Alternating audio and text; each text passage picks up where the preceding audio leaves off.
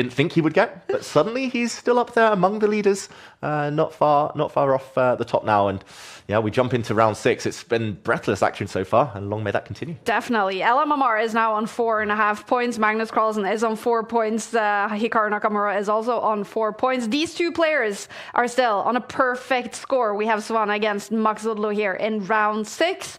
A winner here will go up to 6 out of 6. Yeah, and Svane, one of the 2 Svane brothers. Yep. In the previous round, they were on boards 1 and 3. He's the older of the 2, although they're very similarly rated now, both kind of mainstays of the German national team. He's gone for the RETI opening, white staying very flexible, not occupying the center with pawns yet, playing with pieces. It's kind of hyper-modern chess. You only push the pawns forward when they're fully supported, when all your pieces are ready. Maghsoodloo, in the meantime, reacting with a kind of Queen's Gambit declined type of setup, although I don't really like where the black bishop stands. Very vulnerable to attacks. Very early days, but white doing well.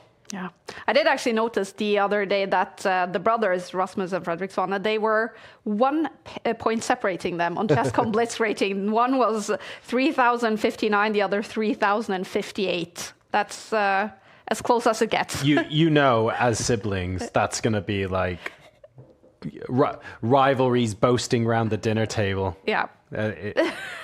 Just like David and I are 1 point apart, so it's a regular point of contention. Yeah. Exactly. We're so competitive, aren't we? Right? Well, this is Rasmus Male, the big brother of the 2, and he's up against Maghsoodloo, who is fantastic in not only chess, but especially online blitz chess. Exactly. I just checked, by the way, they're number 5 and 6 in Germany. They're locked next to each other on the national rating list as well, the Svane brothers. But as you say, Maghsoodloo, a very, very strong opponent in his own right, leading the Iranian charge here. Some very strong Iranian kids coming up. But there's a big threat in the position, the pawn trying to kick away the bishop. And that would come at the cost of this backward black pawn. White's rook's coming. This is just a beautiful middle game for Svane. Maghsoodloo's story as well, where I can't remember if it was during the Grand Swiss, where he gave an absolutely wonderful interview talking about how he felt like he lost a couple of years of trying to contend for the World Championship during COVID lockdowns and things like that. And it's absolutely his primary mission to focus on getting to the World Championship. I think, to paraphrase him, I don't care if I lose every tournament and lose 200 rating points. If I get to the World Championship match, that is all that matters. And by the end of that interview, I think everyone was behind him. It was so emotional, so wonderful. If you haven't heard it, after the end of the broadcast, obviously, go and look it up. Absolutely incredible, very sweet guy. Yeah, he is. And you're right. At 25 years old, it is those players born around 2000 that were very hardly affected by COVID. They lost a lot of years there playing over the board tournaments and the chance to gain rating, the chance to qualify for big tournaments. Yeah, for sure. And it's I mean, everyone was affected in some way or other, but for them, it's all like traditionally it's, these are the prime years where you break out, show yourself as a super GM, really start putting yourself in contention for world championships and stuff like that. And that wasn't snuffed out, but it was forcibly delayed. It was beyond their control. There's a point to prove. There's an extra storyline there that we might not appreciate at first glance. Yeah, and it feels like he's on the brink of a big breakthrough. He nearly, he fell off at the end there, but in the Grand Swiss, he was leading for most of the event. And it's just kind of lasting the distance. That's been what's stopped Maghsoodloo. I remember playing him in the 2016 Olympiad. That's already a long time ago, 9 years ago, and he was already a fantastically strong grandmaster. So he's got the pedigree. He just needs to put things together and still kind of prove himself against the top guys. But in the meantime, he's proving that he knows how to handle this middle game because he's opening up the position for his bishop. Svane's lost control. I think played a bit too tentatively, a bit slowly. And now these bishops have been unleashed as we see the black queen come out. White here, slightly worse because the king is open.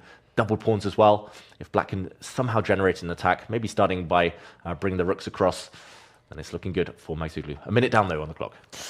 Maghsoodloo, he is exceptional in Title Tuesday as well. He's played all game weeks so far in split one, and he's won Title Tuesday historically 12 times. And now he's massively better on the bar. Is this a blunder by Rasmus Svane? Oh, he's walked into a pin. He's got one pin covered. The rooks can't come across and pin the white knight because a nasty knight check would land, hitting the rook that was trying to do the pinning. Instead, this pin, dropping the black queen back one square, would have been very, very strong there for Maghsoodloo. Missed, but he still found a good solution. He's traded off the knights, and he's trying to reroute his queen now towards the other flank. It does look like reduced material, so a draw still maybe the most likely result, but he's got the safer king. I love the punch in the middle of the board of e5 by Maghsoodloo there as well, because there was a moment early in the middle game where I wanted to ask, can white get away with f3, king f2, and tuck the king behind in the middle and maybe use the g-file to his advantage? The instant e5 means all of those ideas are out the window because king safety just can't be guaranteed because one of those pawns went out straight away. Exactly. That's such a kind of key move that you're pointing out there a few moments ago. It's also allowed him, it cleared the 6th rank so he could swing his rook across, and now he's got a huge advantage. What is the winning move? Is there a winning move? Maybe it's just a capture, and now to check. He's coming in behind. His next move is guaranteed to be another check, and he's winning a pawn, Maghsoodloo. Wow. That was fantastic geometry. Like, long-range moves are always the most satisfying, and I think you can grab this pawn. You have to be a bit careful, as the white queen is actually threatening to come up and to threaten a checkmate, utilizing a different pin. He's pausing, Maghsoodloo, doing some last-minute calculation. Can he allow that? Yeah, what happens there? Oof, I was thinking that he could take this pawn and then drop back with his queen with a check, but no, actually that would have led to a forced draw. The white queen would have come up, the pawn would have blocked, and then a capture, and we would have seen a repetition.